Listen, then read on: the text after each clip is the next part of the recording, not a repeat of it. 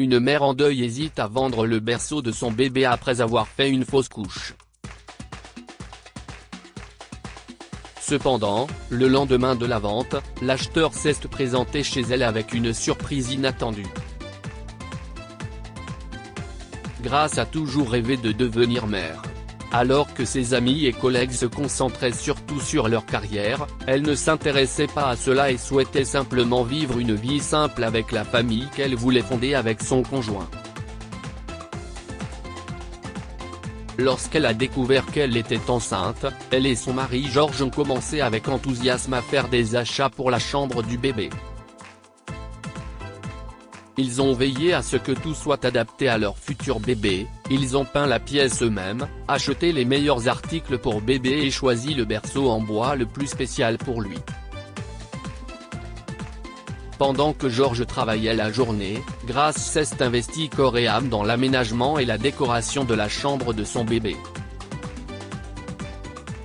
Elle voulait que la pièce ait l'air tout droit sortie d'un magazine. De ce fait, elle a donc fait des folies pour acheter le berceau de son bébé et le linge de maison assorti aux normes de l'hôtellerie. Malheureusement pour Grace, un jour, elle s'est réveillée avec des douleurs atroces. Pensant qu'elle était en train d'accoucher prématurément, elle et Georges se sont précipités à l'hôpital, où elle a été immédiatement emmenée à l'unité de soins intensifs néonatal. Qu'est ce qui se passe, docteur? Je ne suis enceinte que de 23 semaines. Je ne peux pas accoucher, n'est-ce pas? S'est-elle écriée, toujours en proie à la douleur. Une partie d'elle-même savait déjà ce qui se passait, mais elle ne voulait pas se l'avouer. Le médecin avait un regard inquiet, comme s'il s'apprêtait à dire quelque chose de terrible. Lorsqu'il fut enfin clair que Grace avait effectivement fait une fausse couche, ils lui annoncèrent lentement la triste nouvelle, ainsi qu'à Georges.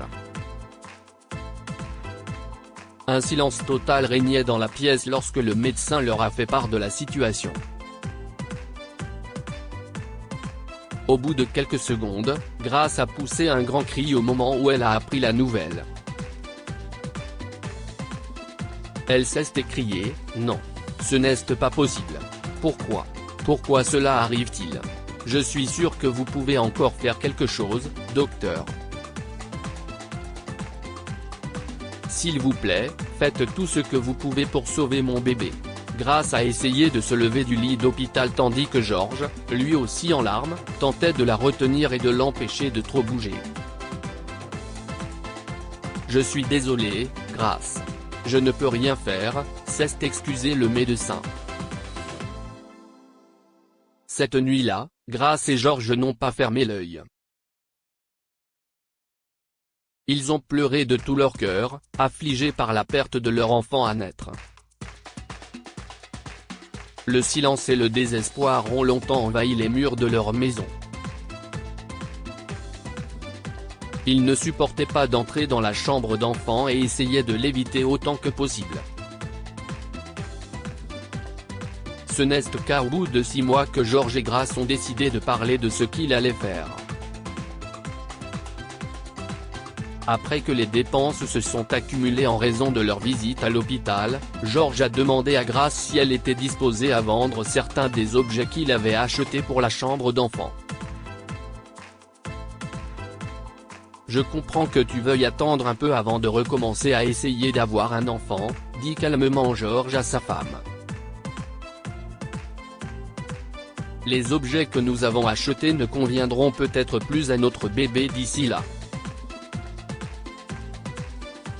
Que dirais-tu de les vendre d'abord et d'acheter de nouvelles choses pour notre petit la prochaine fois? Grace hésita un moment. La chambre du bébé était quelque chose à laquelle elle avait beaucoup réfléchi et consacré des efforts. Mais elle reconnaît aussi que la voir tous les jours lui brise le cœur. Finalement, elle a accepté d'organiser un vide-grenier pour leurs articles de bébé, à une condition, elle ne voulait pas vendre le berceau. Après avoir vendu la plupart des articles, un jeune homme s'est rendu au vide-grenier et a posé des questions sur le berceau. Par hasard, auriez-vous un berceau à me vendre ? Je suis un peu à court d'argent et tout ce qui se trouve au centre commercial est cher, a avoué l'homme. George a regardé Grace et lui a souri d'un air encourageant. Il pensait qu'il était temps que Grace lâche le berceau, même si c'était douloureux pour elle. Pendant ce temps, l'homme s'est rendu compte que Grace avait du mal à décider si elle devait ou non vendre le berceau. A-t-il une valeur sentimentale ? Lui a-t-il demandé. Grace a hoché la tête. Ce berceau est la dernière pièce que j'ai choisie pour la chambre de mon enfant. J'ai beaucoup réfléchi avant de l'acheter parce que je voulais qu'il soit parfait, a-t-elle expliqué. Waouh, vous êtes une mère très dévouée. Si est admirable, lui a dit l'homme. Votre enfant est-il devenu trop grand pour son berceau ? Grace sourit tristement. Malheureusement, mon enfant n'a jamais pu s'allonger là-dessus. J'ai fait une fausse couche au cours de mon 2e trimestre. Le visage de l'homme se décomposa et il commença à pâlir. Il s'est rendu compte qu'il avait posé les mauvaises questions et a craint d'avoir offensé Grace et George. Je suis vraiment désolé, lui a-t-il dit. Je ne voulais pas être aussi indiscret. Ne vous inquiétez pas, lui a assuré Grace. Je suis prête à vous vendre le berceau. S'il vous plaît, prenez-en soin, et j'espère que votre bébé l'aimera. L'homme s'est présenté sous le nom de James et est rentré chez lui avec le nouveau berceau. Il était impatient de le montrer à Lisa, sa femme enceinte, qui s'est également émue lorsque James lui a raconté la triste histoire de Grace et George. Je ne peux pas imaginer ce que cette pauvre femme a dû endurer. J'espère qu'elle va bien, s'est écriée Lisa. Je pense qu'elle voulait garder le berceau, chérie. Même si cela lui rappelle douloureusement que les choses auraient pu être autrement, a dit Lisa à James. Je ne me sens pas à l'aise de le garder. Tu pourrais peut-être demander un remboursement ? James savait que sa femme avait raison, mais il ne voulait pas demander un remboursement.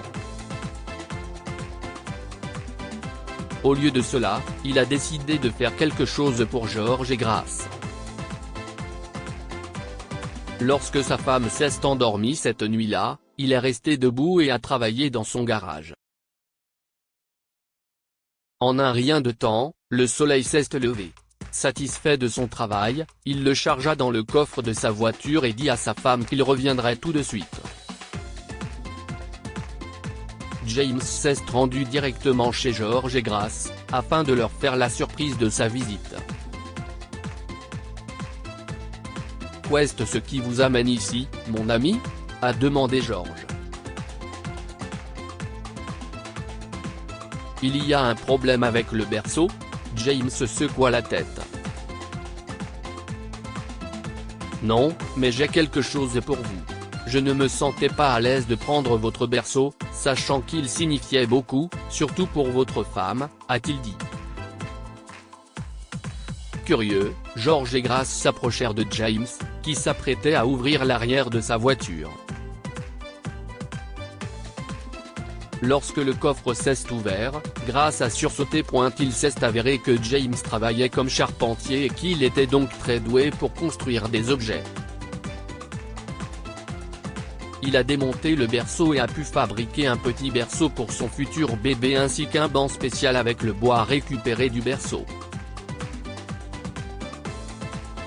Je sais à quel point il a dû être douloureux de voir le berceau tous les jours, a déclaré James au couple. Je voulais créer quelque chose à partir de ce berceau pour que vous puissiez vous souvenir de votre petit ange quotidiennement, a-t-il expliqué. Grace était en larmes. Elle ne s'attendait pas à un tel geste de la part d'un inconnu. Merci, s'est-elle écriée.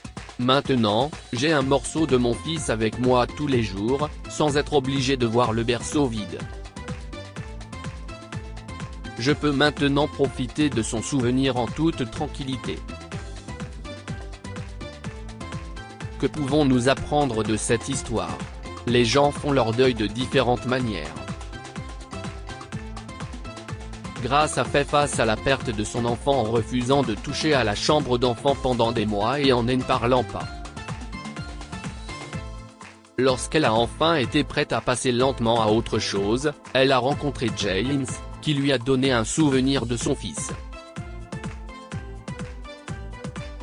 Soyez gentil avec tout ce que vous rencontrez, il mène des batailles invisibles que vous ne connaissez peut-être pas.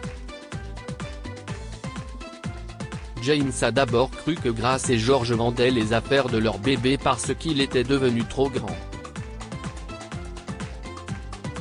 En fin de compte, il a découvert qu'ils n'avaient jamais rencontré leur fils après la fausse couche de Grace. Il est toujours préférable d'être gentil envers les gens et d'être sensible, car ils peuvent être en deuil silencieusement. Partagez cette histoire avec vos amis. Elle pourrait égayer leur journée et les inspirer.